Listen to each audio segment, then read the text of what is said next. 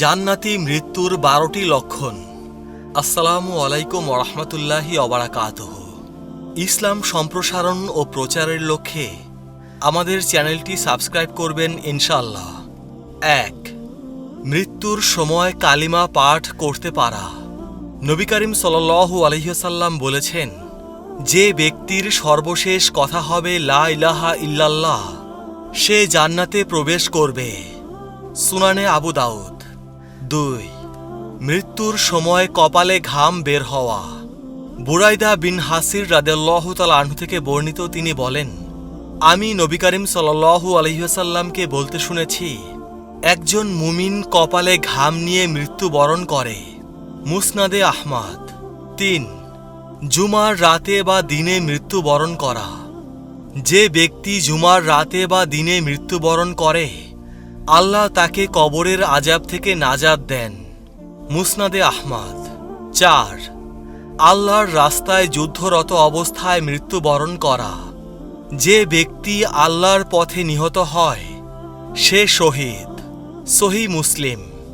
সে জান্নাতে প্রবেশ করবে। 5. প্লেগ রোগে মৃত্যুবরণ করা। রাসূল সাল্লাল্লাহু আলাইহি ওয়াসাল্লাম বলেছেন, প্লেগ রোগে মৃত্যু প্রত্যেক ঈমানদারের জন্য শাহাদাত। সহিহ বুখারী। এভাবে মৃত্যুবরণকারী জান্নাতে প্রবেশ করবে।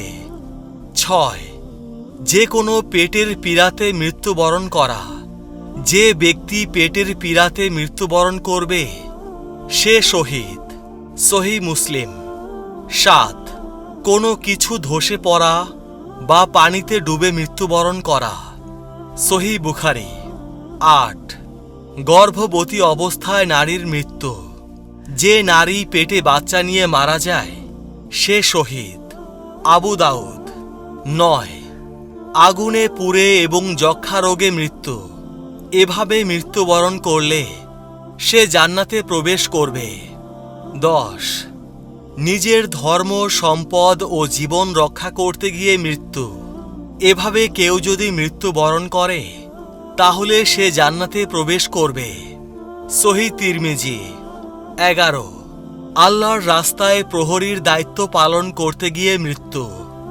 নবী করিম সাল্লাল্লাহু আলাইহি ওয়াসাল্লাম বলেছেন, একদিন এক রাত পাহারা দেয়া 1 মাস দিনের বেলায় রোজা রাখা এবং রাতের বেলায় নামাজ পড়ার চেয়ে উত্তম।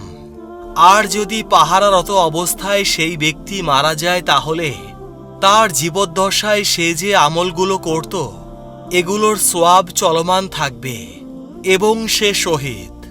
12. নেক আমলরত অবস্থায় মৃত্যুবরণ করা। যে ব্যক্তি নেক আমলরত অবস্থায় মৃত্যুবরণ করবে, সে জান্নাতে প্রবেশ করবে।